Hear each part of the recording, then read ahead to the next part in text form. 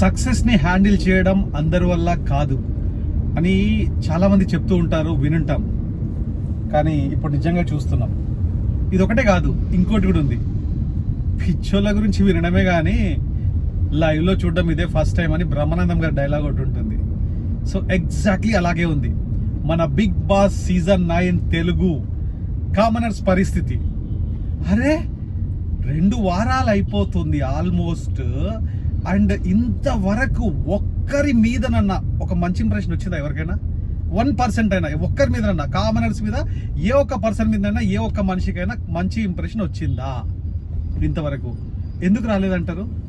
ఎందుకంటే మన వాళ్ళు చేసే ఓవర్ యాక్షన్ మామూలుగా లేదు.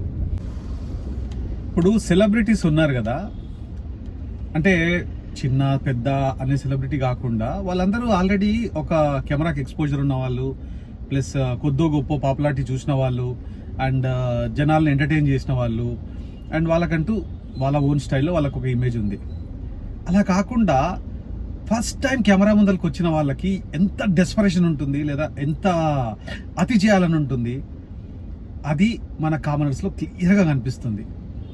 అరే అసలు వీళ్ళంతా ఏమనుకుంటున్నారంటే మేమేదో అగ్ని పరీక్ష దాటుకొని వచ్చాము, మేమేదో తోపులము, అసలు మాకు ఓనర్స్ అని ఒక పెద్ద హాల్ ఇచ్చేసారు, లేదా బిగ్ బాస్ హౌస్ మాకు ఇచ్చారు, వీళ్ళతో పని చేపిస్తున్నారు మన సెలబ్రిటీస్తో అనుకుంటారు. ఏమనుకుంటున్నా అర్థం కావట్లేదు. ప్రతి ఒక్క విషయంలో, ప్రతి ఒక్క ఇన్సిడెంట్లో, ప్రతి ఒక్క టాస్క్లో అరుచుకోవడమే టార్గెట్ అంతే. ఎంత ఎక్కువ అరిస్తే అంత పాపులర్ అవుతాం, లేదా అంత కెమెరా మన మీద ఉంటుంది అని ఏమన్నా మైండ్ థాట్తో వచ్చిందో తెలియదు కానీ, అండ్ అంత వర్స్ట్గా బిహేవ్ చేస్తున్నారు. ఎందుకు ఇలా అనేది నాకు అర్థం కావట్లేదు యాక్చువల్లీ. అంటే లైక్ అంటే కొద్దో గొప్ప కామన్ సెన్స్ ఉన్న వాళ్ళు ఏంటంటే, ఓకే మేము ఒకటి సాధించి వచ్చాము ఇక్కడ దాకా, సో ఇక్కడ మేము నిలబెట్టుకోవాలి అని చెప్పేసి they try to be more humble. ఆ హంబుల్నెస్ అనేది ఇళ్ళ లోపల ఎవరి లోపల కనిపించట్లేదు. పైపెచ్చు ఇంకో పిచ్చిగా ఏంటంటే అరిస్తేనే, కేవలం అరిస్తేనే మనము, లేదా ప్రతి విషయంలోనూ ఏదో ఒక గగ్గోలు పెడితేనే మనకు ఐడెంటిటీ ఉంటుంది అనే ఒక రాంగ్ అజంప్షన్లో ఉన్నారు. సరే దీన్ని పక్కన పెట్టేస్తే ఇంకోటి, ఇది కొద్దిగా ఫన్నీ సైడ్ అనమాట. మన అదేంటది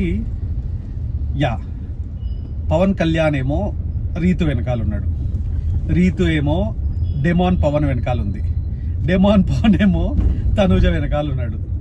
ఏం జరుగుతుందంటారు? ఇది మీరు కూడా అబ్జర్వ్ చేశారా? అబ్జర్వ్ చేయండి. నిన్న జరిగిన ఏదైతే టాస్క్ ఉందో ఆ టాస్క్లో అయితే రీతు సంచాలకంగా ఫెయిల్ అయింది. ఎందుకంటే చాలా మిస్టేక్స్ చేసి డెమాన్ పవన్కి ఫేవరిజం చేసింది అని అనిపించింది నాకు. మీకేమనిపిస్తుంది? కమెంట్లో చెప్పండి. Thank you.